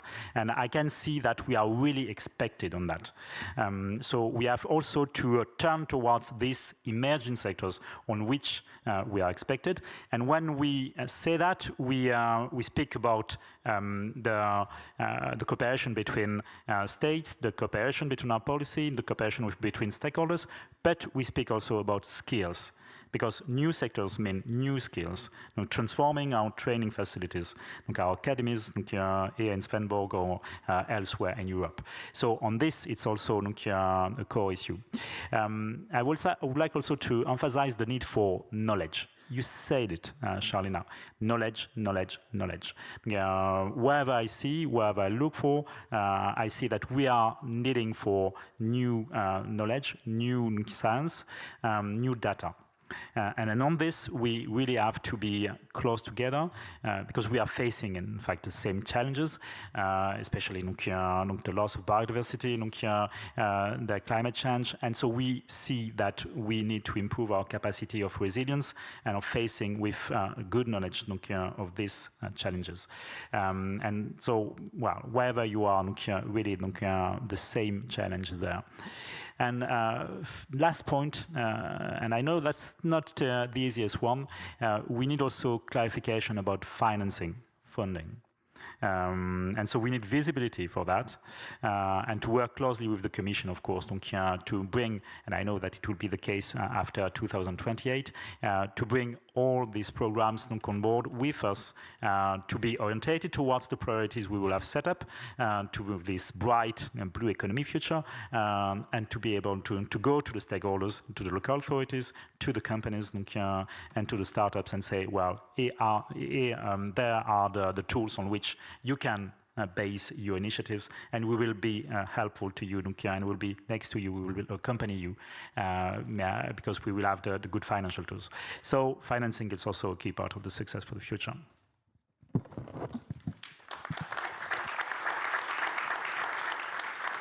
Thank you, Rick. So, Marisa. My time. If you want, you can start from the potential. I kind of transfix the challenges in the picture, but it's up to you to take the future. Thank you so much. That is not an easy question. And I want to start with challenge, because in the WestMed initiative, we have a lot of challenge. And we are putting Europe speaking with the North of Africa, so we have a lot of challenge. We need to speak all the same language, and we need to speak about all these blue economy and sustainable blue economy, and this is really, really important. So, but it's not only challenge. In my point of view, this is an opportunity, like we said, to discuss collaboration, cooperation, collaboration, coordination, and cooperation. So I think these three words, like you said, need to be a mantra. We need to think on these three words and to follow the same goals. First of all, in each sea basin, and then bring these to all sea basins. So in the WestMed initiative, we are taking now the terms of reference for a new technical group regarding the sustainable coastal tourism. This was approved with every countries. The 10 countries agree to have this working group, and this is really important to put everyone agree on the same table. And I think that results because the tourism is an important blue economy sector.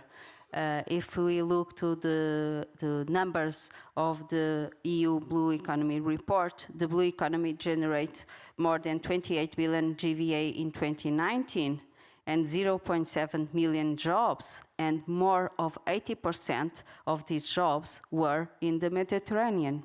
So this is a really important sector, blue economy sector. So we are going to create synergies between the West Med initiatives, member states, share experience and also good practice. And try also to find some solutions to have a sustainable tourism that respect the environment and also the marine ecosystems. This year, the West Med initiative will organize a hackathon event in October in Portugal. And we believe this event, this hackathon model, will be important to respond some of our needs and the needs of the stakeholders. And this is why we are working with the assistance mechanism to have parallel sessions to discuss other sectors like skills, careers, sustainable tourism, green shipping and ports, aquaculture clusters, and also offshore renewable energy. So we had the example of last year, this year, our ocean conference held in Athens last April, the West Med initiative, with the support of the assistance mechanism, organized a side event with a focus on green shipping and sustainable coastal tourism. And in this side event, there was 3 ongoing projects were showcased as a successful examples for cooperation across the sea basin, and it was regarding the green ship and decarbonization and also maritime transportations. So, like I said, I think, and responding to your question, I think that each basin has a specific challenge, and we must address them individually, but I also think that we need to work more together. Let me just add something, and I think we need to communicate the results in a better way. And I think that is also a lack of our work. We are doing so much work, we are having so much results, and we are not communicating these results well, from my point of view. Thank you.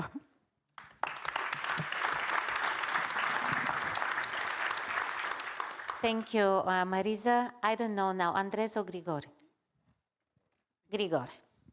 Thank you. So I think the challenges that we have is that transforming the challenges into opportunities is, let's say, is the key for all our sea basin strategies. And I think the 3 C's for the sea basin strategies are the cooperation, collaboration, and comprehensive stakeholders engagement.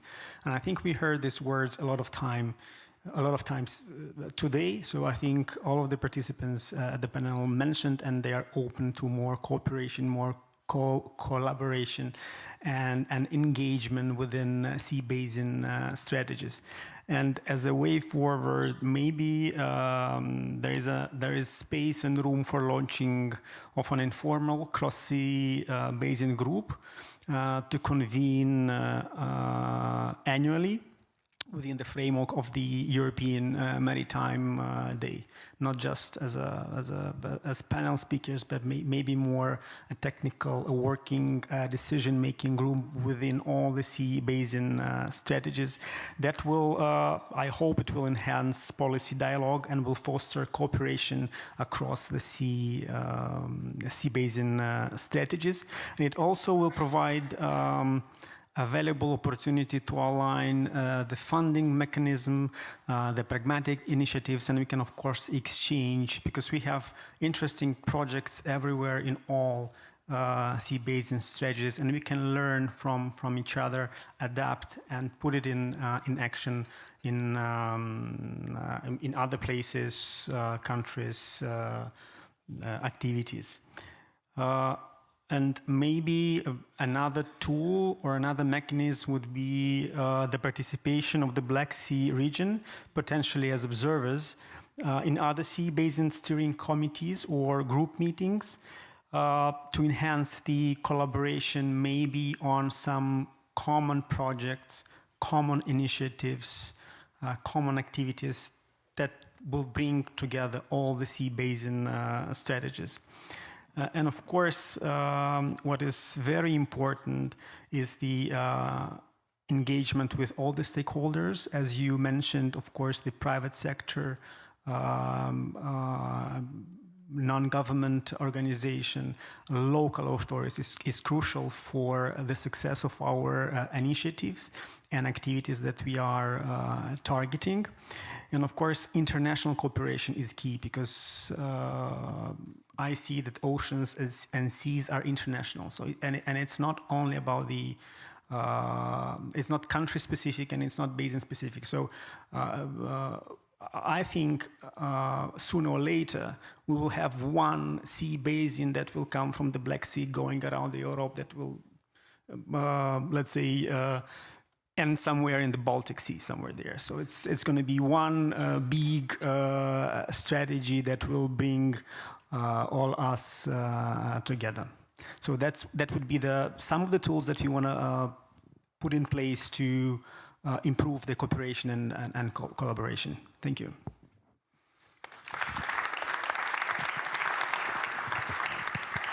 Thank you very much. I was listening very carefully, and I'm on the way at the end to announce something that is very much attuned to what you're suggesting.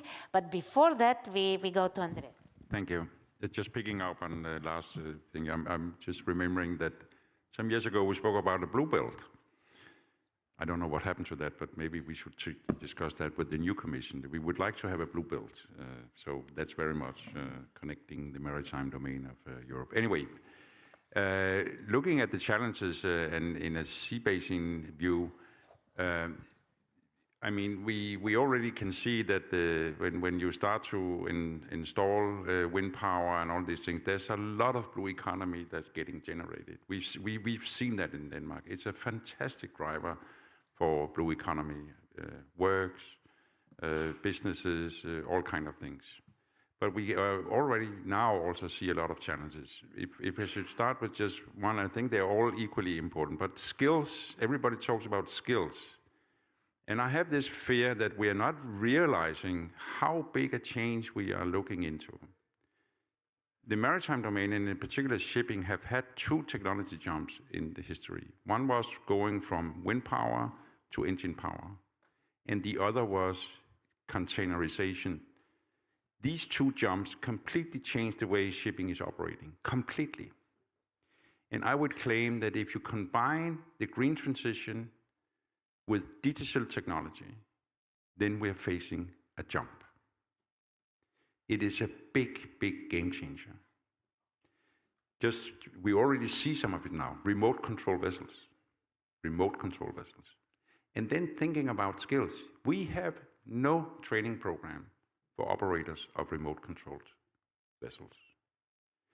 We have no seafarers that are trained to use artificial intelligence, and so on and so forth. The word energy efficiency is not included in the EU directive/SCCW convention.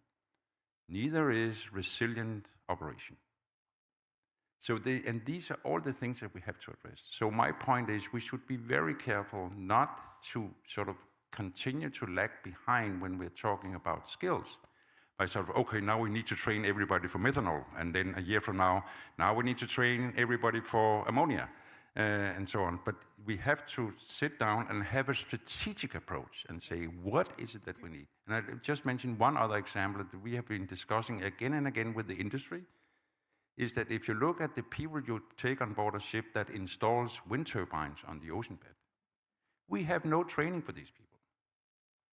We are looking into the old toolbox. Okay, we have a marine engineer, we have a captain, and then we have an AB and a motorman. So how can we combine this? Or maybe we should combine it with a blacksmith. But we don't have a person that is actually trained to do this job. It's just one example. So we need to get into in working mode, and then with the focus to the future. And well, training and education is very close to my heart. I used to work with that way back. So CMARC, many people in CMARC knows that. Anyway, but so training and skills and competences for the future is really, really important. Another thing which in my mind is really, really going to challenge us as authorities and companies, that's the phrase resilience. And you mentioned that, Charlina. Protection of infrastructure, pipelines, power lines, grids, and data. But it's not only about protecting hardware.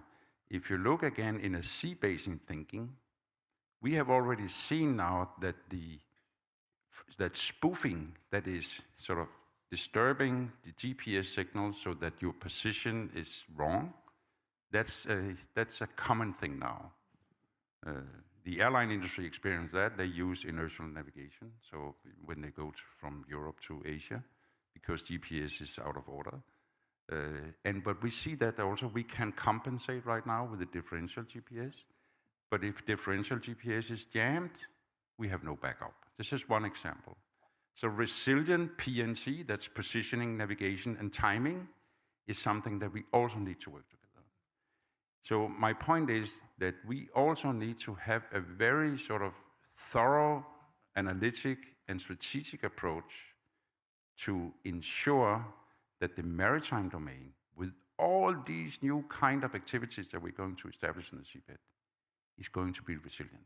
Resilient towards the geopolitical tensions and all kind of attacks, but also resilient to fallouts of different kinds. We have seen black swans coming one after another the past 5 years, yeah? And if anybody thinks, oh, okay, that's done. No, we are living in I just heard a professor from MIT say, it's a new abnormal that we're living in, yeah? There's a new abnormal, so we just have to think about resilience. So if I should choose two biggest challenges, skills and resilience. Thank you.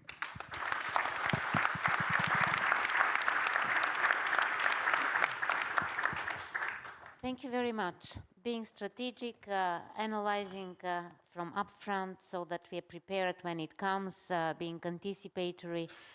Just to recall that for this college that is to an end now, one of the novelties was to have the foresight experience in management embedded into the collegial work. So every year we have a foresight report that is trying to see where the challenges evolve, in what direction, how they challenge us as European Union, what are we bound to do in terms of responses and so on.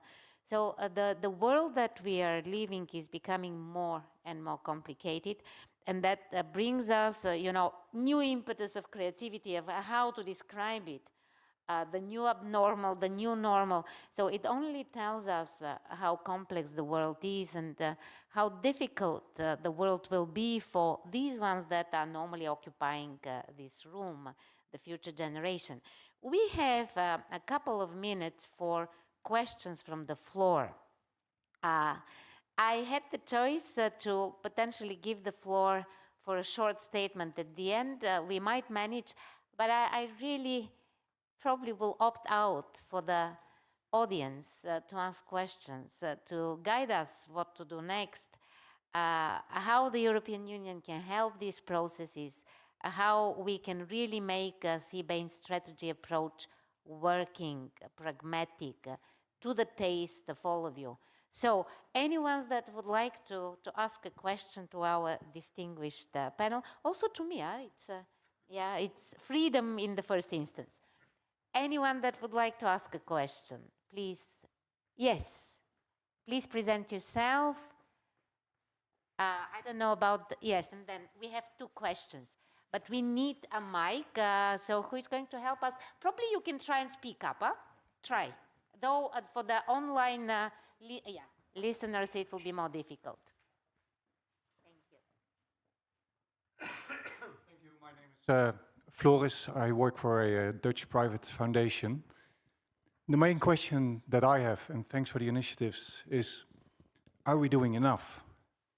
We heard the worries of the mayor of Svendborg about the health of the oceans. And we also have a lot of blue growth plans how do they go hand in hand? And how can we make sure that if we have a next conference, the mayor is actually saying, I'm actually very hopeful. I'm not worried anymore about the sickness of the oceans, but we are on a path of restoration. Thank you very much. Excellent question.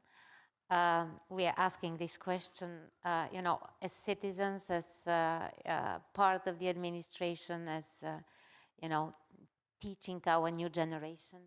Anyone that would like to answer this question? Are we doing enough? Are we future resilient from this perspective? I see, Grigori. Please. Well, to be honest, right, if you ask a politician, of course it's not enough and we have to do more. However, today I'm not able to tell you if we are doing enough or not. So for that we need more knowledge and more research. We understand that the graph is going like this, and we don't know yet if we are on the curve to change the situation. And for that we would need more research and knowledge to understand where we stand now. And of course, I'm not able to tell you if by the next year, in a year, we will be able to change drastically or dramatically the situation. However, we can put all the effort in it. I remember myself when I was 8 or 9 years old, and I was in a club.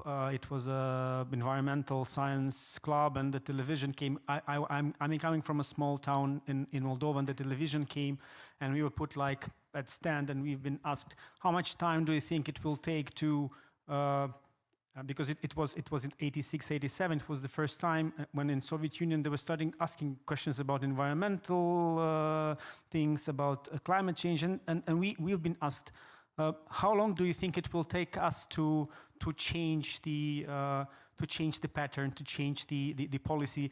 And I, as a kid, said, it will take us 2 weeks. And here we stand now, and it didn't change much. But the important thing is to understand where we stand now, put some effort in research to understand where we need to move tomorrow, or where we need to be tomorrow. Thank you. Thank you. Eric? Yes, of course we cannot reply to are we doing enough, but I clearly think, and I'm sure that we are doing our best. And we are all working, and it's what we say this morning, we are all working towards constructive and concrete solutions to climate change, loss of biodiversity, and to act both at the European, international and national levels. And if I see one example, I was in IMO last summer. IMO is usually seen as, it's an international maritime organization, as not very proactive, not very efficient at the international level. Well, it's not so easy to act globally. And we were discussing a roadmap towards decarbonization. And a lot of countries told me that we will never achieve that. But we did it towards 2050 with all the landmarks that we wanted, actually. We had a discussion at the end whether it was 2050 or 2051. Well, I guess that was not so important, but we did it. So that means that we are acting at the global level. We are doing a lot of things also at the European level with all the directives that have been put into force. Maybe we can communicate more of that and maybe make them more visible. But I'm quite confident that we are aware and conscious about what needs to be done, and we are doing it, and we are taking this path. So I want really to be also confident in the future, because if you are not confident in the future, you cannot act. And so we want to act, so because we think that we may be useful, we may be efficient in what we are doing. Thank you very much. If I can also jump in, it's not an easy question, because we can be very bold and demanding in our objectives. But then it comes reality. Then we have all the businesses that have to change, all society that has to transform, and it takes time. And we've seen on many occasions, so even this college started with the Green Deal, that was the first ever initiative with such a comprehensive approach towards sustainability. And it was announced on the first week of the mandate of this college. Bold strategies, bold actions, a lot of financing going there. But we see that without being inclusive and accompanying the transformation, we might be losing track. It might turn from high ambition to, protests in the streets. So we have to be extremely pragmatic. We have to be realistic. We have to be leading by example. And we have to be with full understanding of what it takes for everybody that needs to change. So inclusiveness of the transformation, accompanying the transformation, turns out to be essential. And then, so that's why we have all this funding that is there, because we don't want the farmers to feel like the victims of the transformation. We want them on board, because even in a country that is with such a developed civil society like the Netherlands, for example, they're struggling with this. Change is not easy, but we have to do it because we have a contract with our kids, with the future generation. And it takes from everyone. Just take the consumption patterns. So I agree, we have to be demanding in the objectives, in our strategies, and we have to have very pragmatic and realistic planning, because it can be doomed to failure, any good strategy, because of not taking on board the reality.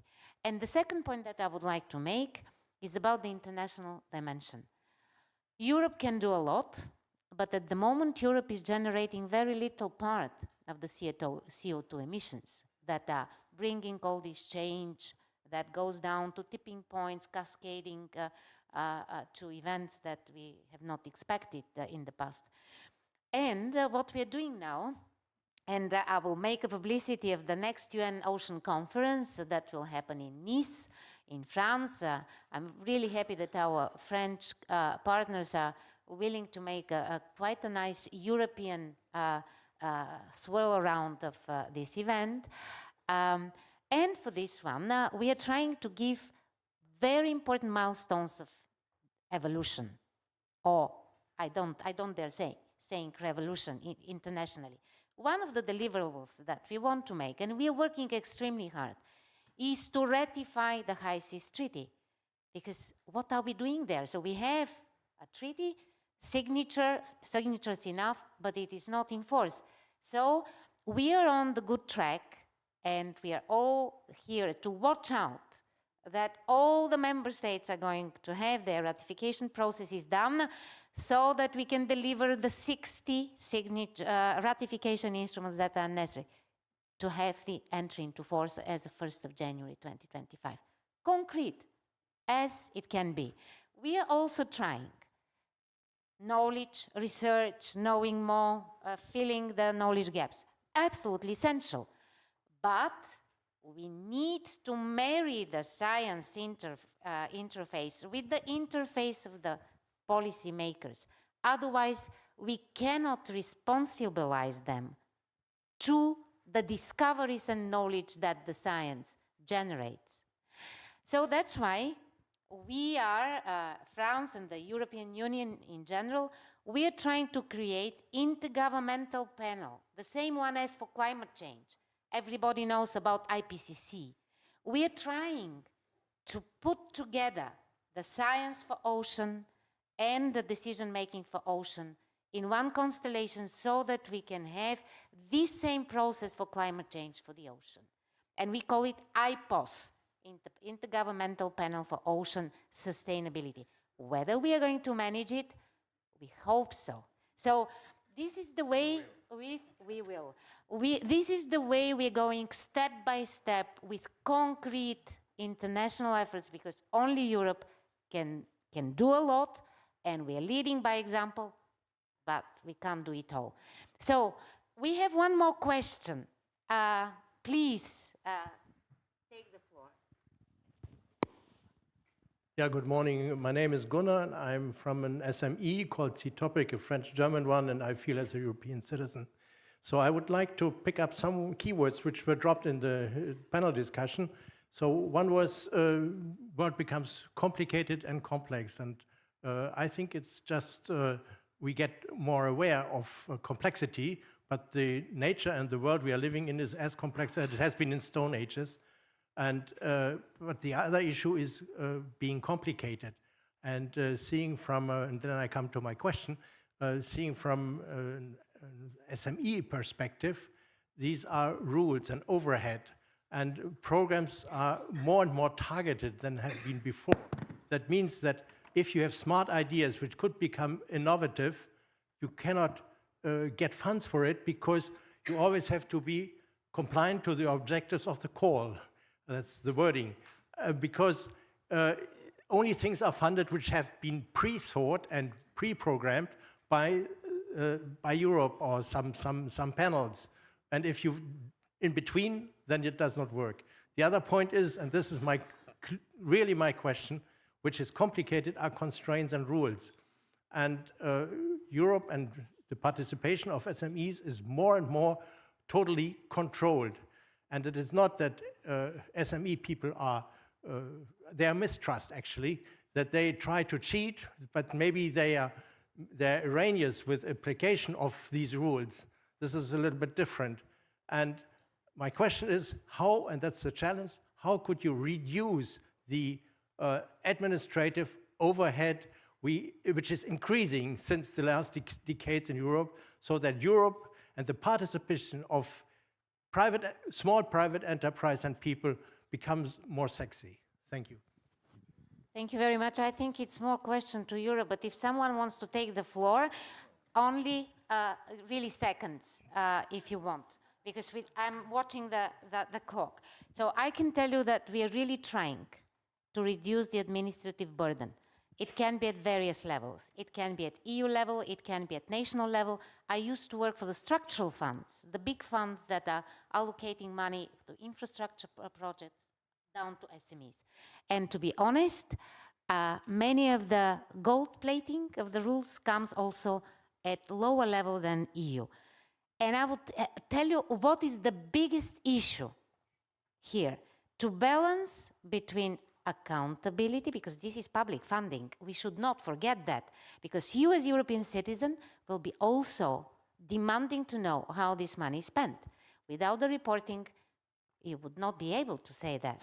So accountability is essential. And the other side, to be balanced, is to be straightforward, light on rules, and so on. So we never find the right balance. It's always difficult. But we are now in discussions for the new multi-annual financial perspective. That will probably be on the table, whether we're going to have a Blue Belt Fund, Ocean Fund. So watch out, deliver your opinion, voice out your opinion for the future of Europe. We know the problem about the small SMEs that would like to have a straight way to funding. We will try our best, but guide us what concretely we can do. And yes, and at the same time remain accountable. It's not an easy question. So we are ending up here. Yes, Eric. Yes, if I may. You know, I met the wind farm operators a couple of days ago. Simplification is a mantra everywhere, in every country.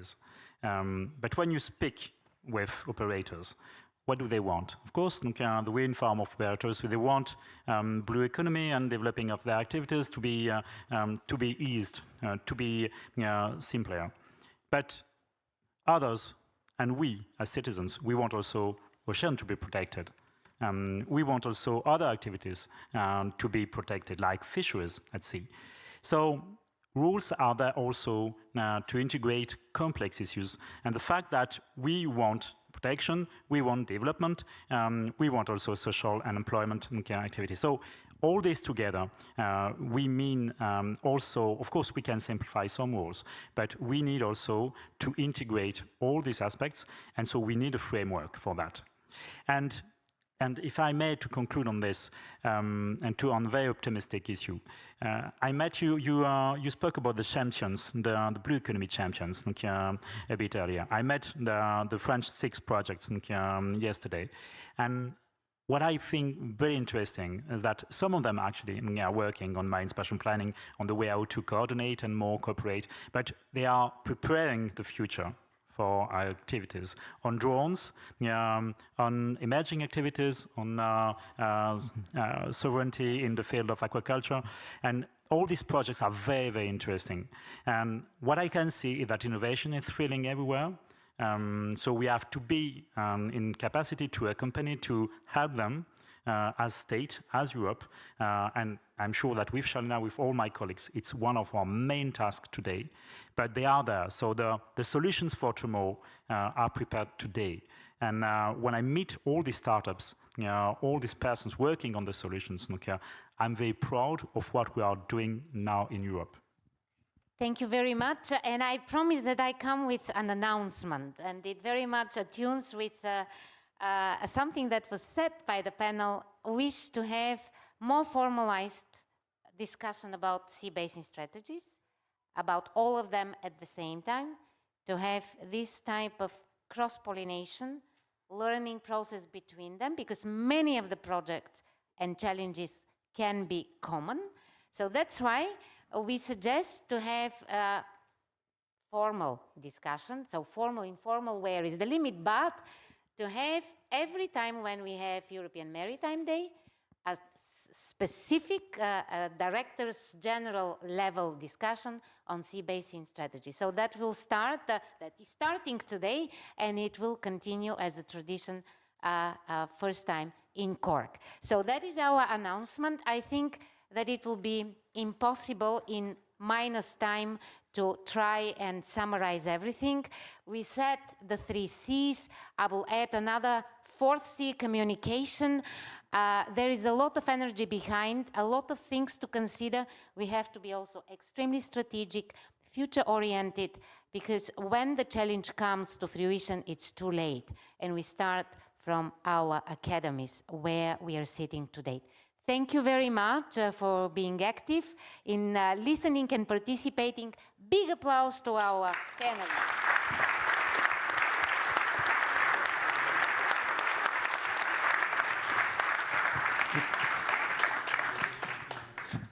Thank you very much, Director Jones. If I could perhaps ask you just to remain seated for a little while longer. Okay, or leave.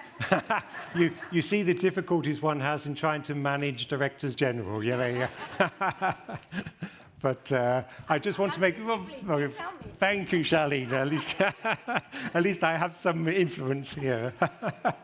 If I may, just a few announcements very quickly on this. So first of all, people have asked if recordings of the plenary sessions will be made available. The answer is yes, as will the graphic recording as well.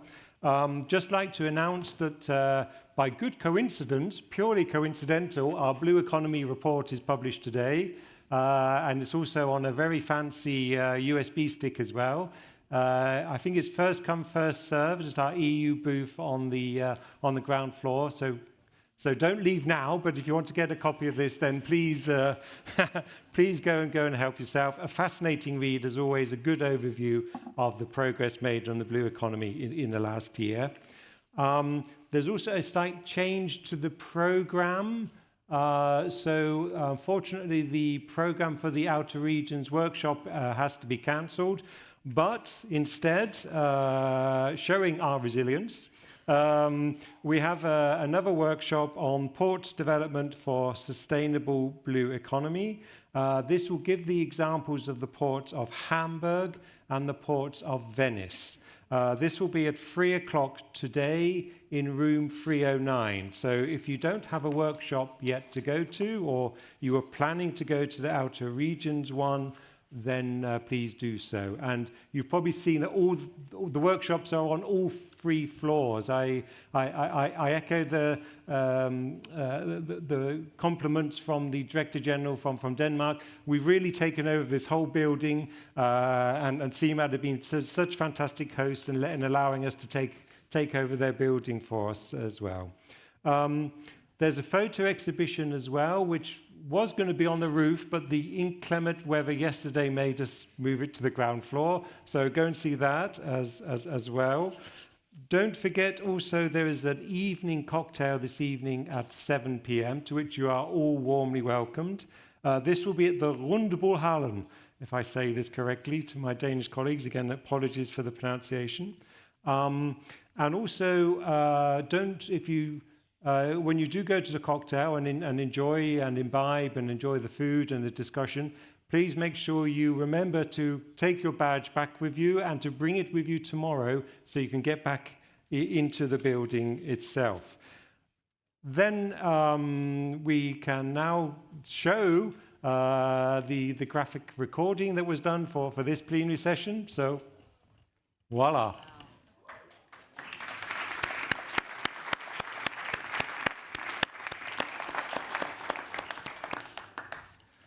Wonderful. Yeah.